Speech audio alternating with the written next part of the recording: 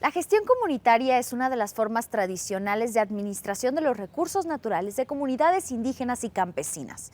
Es parte de la identidad sociocultural de muchos pueblos que protegen la naturaleza porque es la base de su sustento y, ante todo, su forma de vida. Muchas organizaciones y estados de Latinoamérica apoyan este modelo de gestión, capacitando de forma permanente a las comunidades. Y es que estas se han revelado como las mejores guardianas de reservas, parques naturales y zonas protegidas. Bienvenidos a una nueva edición de Eco Latinoamérica.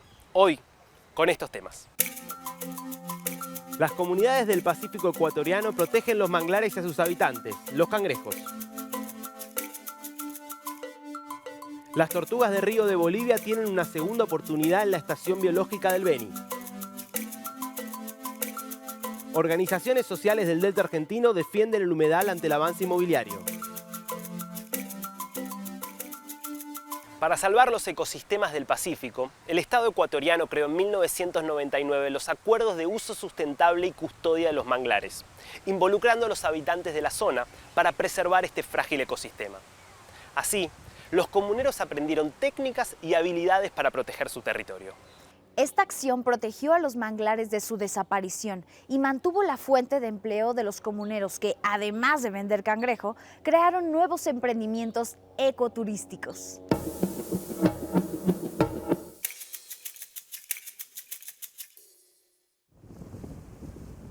Los manglares de la costa del Pacífico ecuatoriano, hábitat de infinidad de especies de aves y peces, y de los delfines nariz de botella. También es el hogar del cangrejo rojo.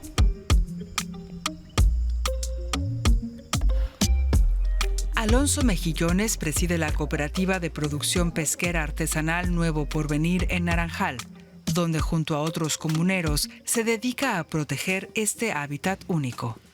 Hay varios trabajos en los cuales venimos nosotros realizando. En el cuidado del ecosistema manglar comprende un control y vigilancia para que no existan talas de manglar, como también en este caso para poder respetar las normas que rigen para poder preservar el recurso y las especies que habitan en ellos. La costa de Ecuador perdió una gran extensión del manglar debido a la actividad acuícola y a la caótica expansión urbana. Para salvar los manglares, en 1999, el Estado ecuatoriano creó los Acuerdos de Uso Sustentable y Custodia del Manglar, involucrando a los habitantes de la zona.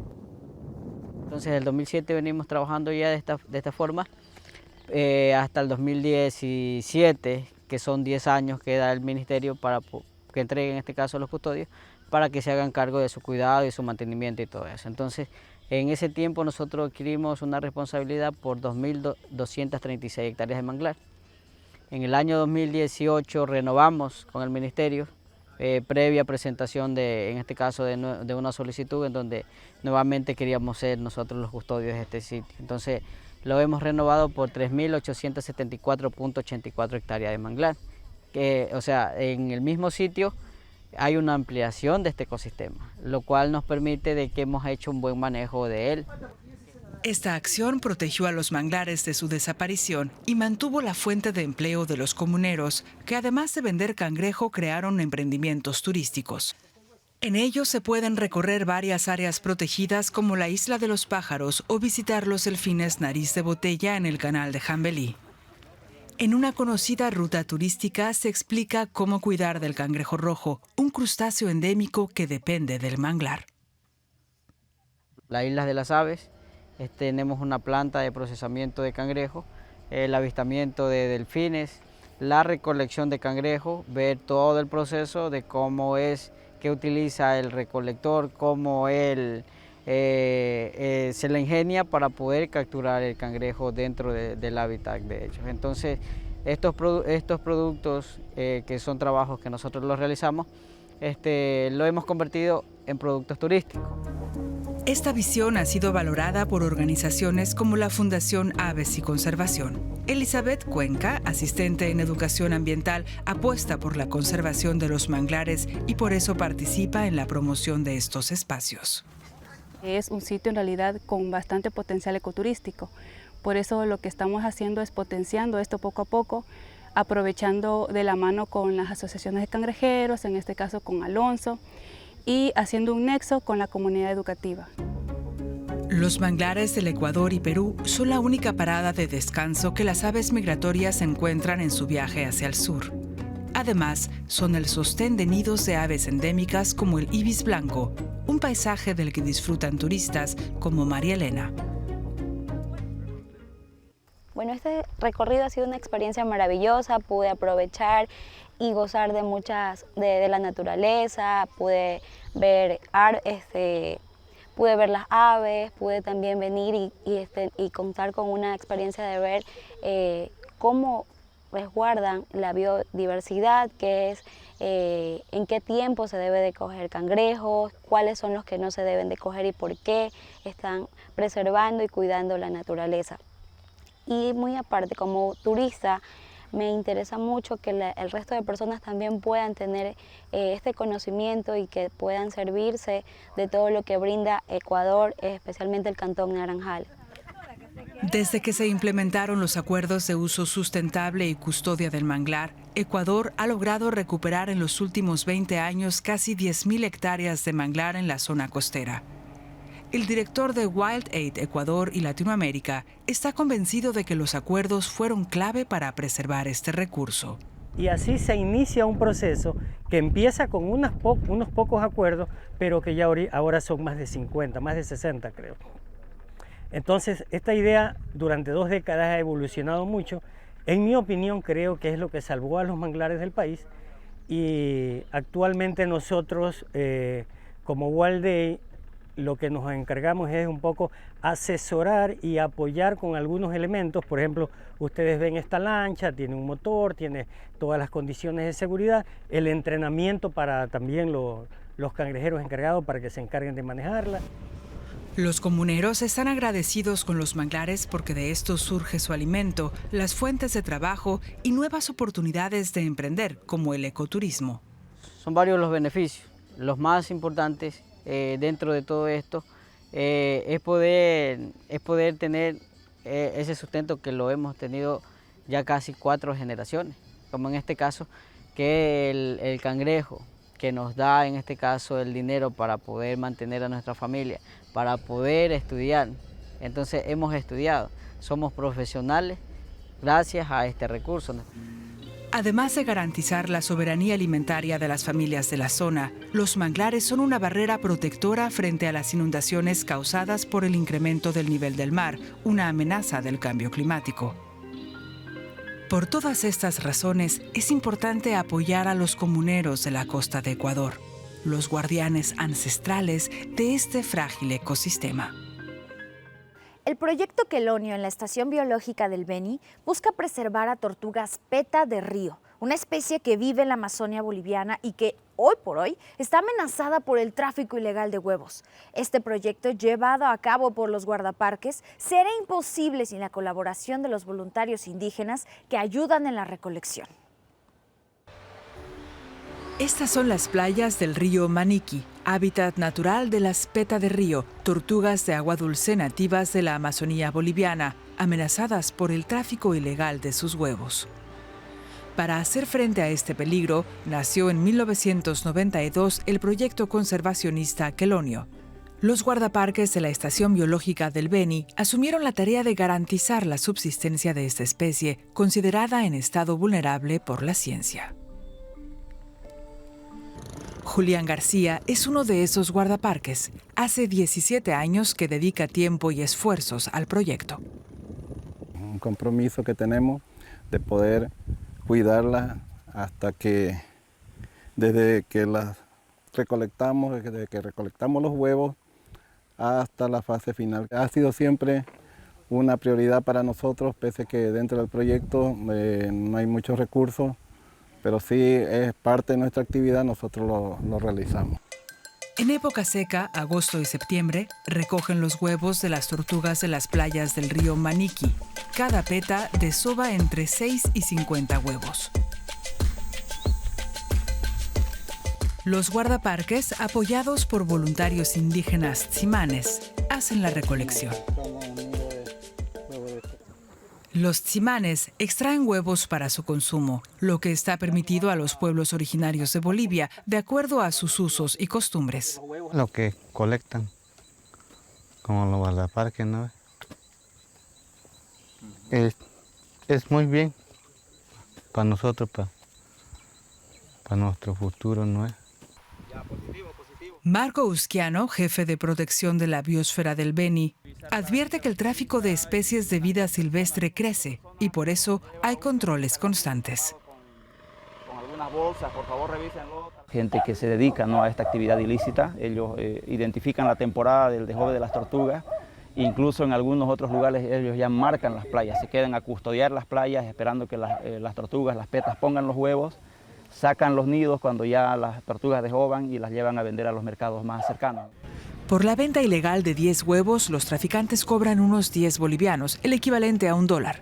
La bióloga Claudia Cortés explica que el consumo en sí no está prohibido, pero sí la comercialización de los huevos de la especie que tiene múltiples amenazas. Principalmente vinculado a la pérdida del hábitat, ya sea por contaminación de diferente índole, la ocupación de las playas. La segunda amenaza importante es el tema del cambio climático, que afecta, por ejemplo, el tema del sexo de las tortugas, pero también al afectar, por ejemplo, el clima en la zona, los temas de inundación también afectan a las playas donde nidifican las tortugas. Y la tercera amenaza grande conocida es todo el tema del tráfico ilegal que hay sobre las especies de las tortugas. En Bolivia está penalizada la captura y comercialización de especies silvestres. Claudia advierte del desconocimiento de las normas. La normativa establece sanciones de 3 a 6 años incluso, con encarcelamiento, pero esta normativa necesita ser respaldada y articulada por los actores sociales clave en la zona.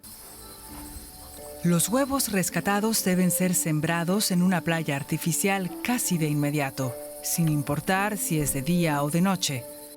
Y en cada nido colocan una estaca con la fecha para calcular el tiempo de eclosión. La playa está en medio del bosque y es custodiada por los mismos guardabosques. Este nido es el número 36 y procedemos a destapar. Ahí podemos ver el nacimiento de las primeras tortuguitas. Bienvenida. Las colocamos en tinas, de hule, provisionalmente con agüita, se las alimenta durante el día que las tenemos bajo cuidado, con una pequeña liana que se llama camotillo. Se alimentan con papaya, también con una especie de plátano, más que todo hojas tiernas. Para hacer sostenible el repoblamiento se trabaja con voluntarios y se realiza una campaña de apadrinamiento que consiste en la donación de $1.50 por cada tortuga. El dinero que se recauda se invierte en labores de rescate. A darle continuidad a este proyecto en el tiempo, porque uno de los aspectos críticos que se tiene es que no hay la cantidad suficiente de recursos para el tema de combustible, no se tiene la cantidad suficiente de botes, por ejemplo, de motores en buenas condiciones que puedan apoyar de manera suficiente a los guardaparques en este tipo de actividades. Y a los guardaparques también les cuesta mucho más hacer la recolección de huevos para poder continuar con este proyecto, ¿no? Entonces, lastimosamente la especie no puede adaptarse a tiempo ante estas distintas amenazas y por eso es tan importante este proyecto para poder ayudar a la conservación de esta especie y poder sacarla de esta categoría que tiene como vulnerable. Después de 45 días, las tortugas tienen el caparazón más duro y el ombligo cicatrizado. Es el momento para que vuelvan a su hábitat natural. Las petas son trasladadas por los guardaparques de la Reserva de Biosfera y Estación Biológica del Beni de la playa artificial a la orilla del río. Por fin podrán ayudar a repoblar y conservar su especie. Desde 1992, el proyecto Quelonio ha contribuido con la liberación de 90.000 tortugas de río.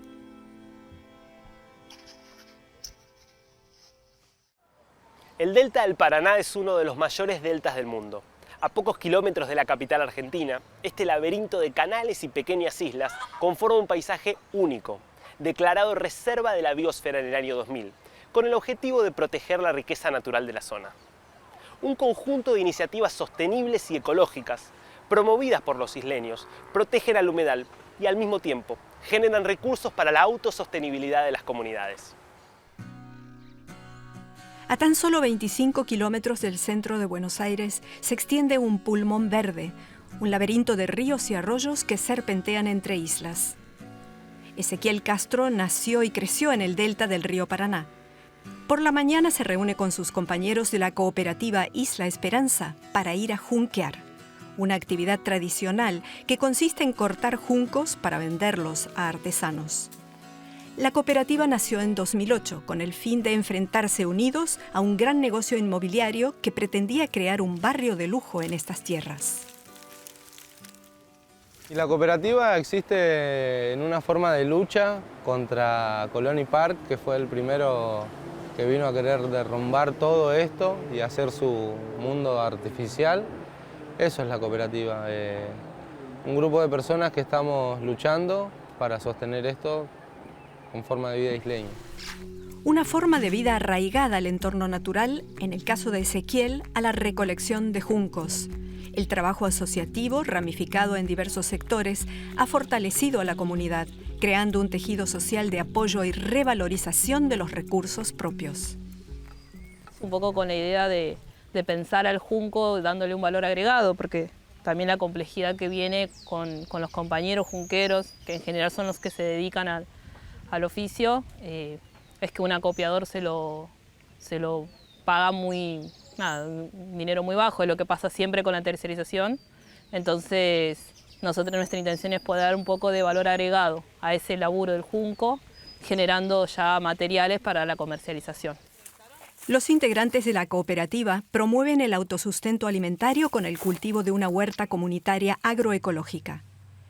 Diego Domínguez está a cargo del apiario de la comunidad, cuya miel también se comercializa. Este cofundador de la cooperativa recuerda los escollos que tuvieron que superar. Cuando nos queman el galpón, nosotros era abandonar la lucha casi, pero dijimos que no. Acá se jugaba el destino de muchas partes del delta, porque los desarrollos inmobiliarios iban por todo.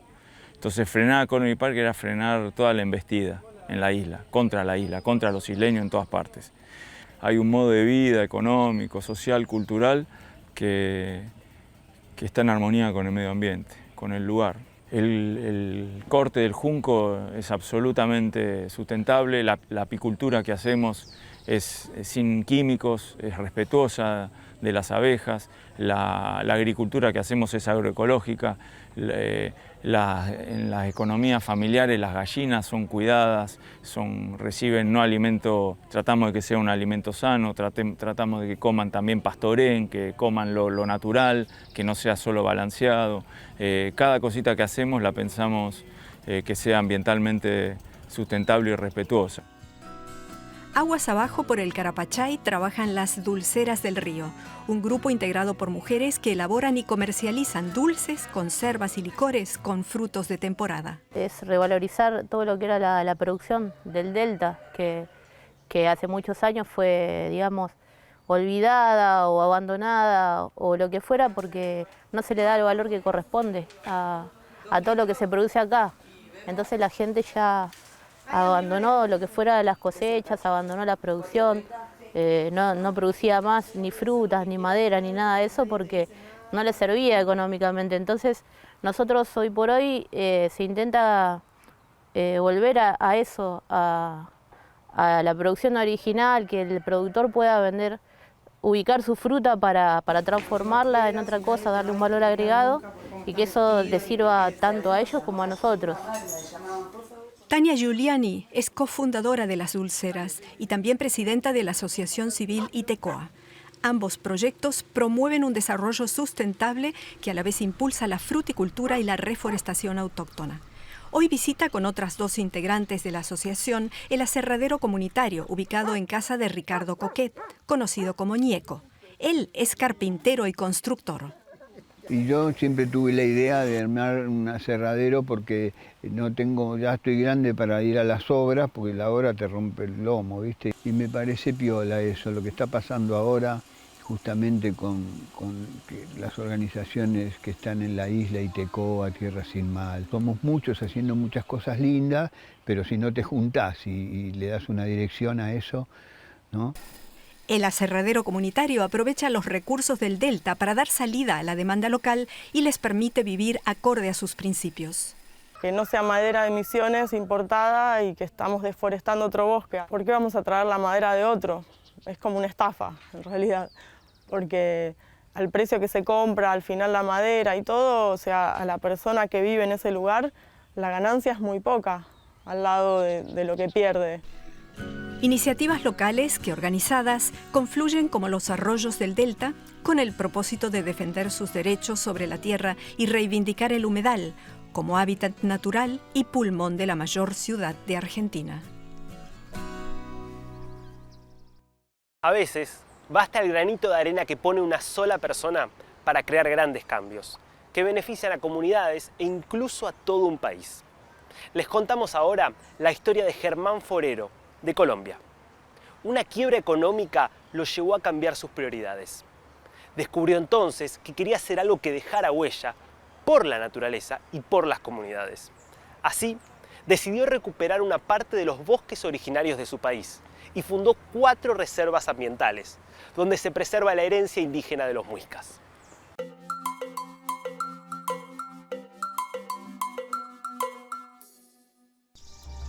Hace tiempo que Germán Forero no viene a Guajinacie. Aquí en el departamento de Cundinamarca está reconstruyendo un bosque de páramo, una decisión que tomó tras sufrir una fuerte crisis. Y entonces eso me replanteó lo que yo estaba haciendo. Entonces dije, hay que hacer otras cosas diferentes para reconciliarse uno con la naturaleza y con la vida, y con dejar algo que lo trascienda a uno. Germán se propuso establecer 4 áreas de reserva en distintos lugares del país. Su proyecto se llama Abatascua y esta reserva de Guajinacie es la que mayor avance presenta en su proceso de restauración.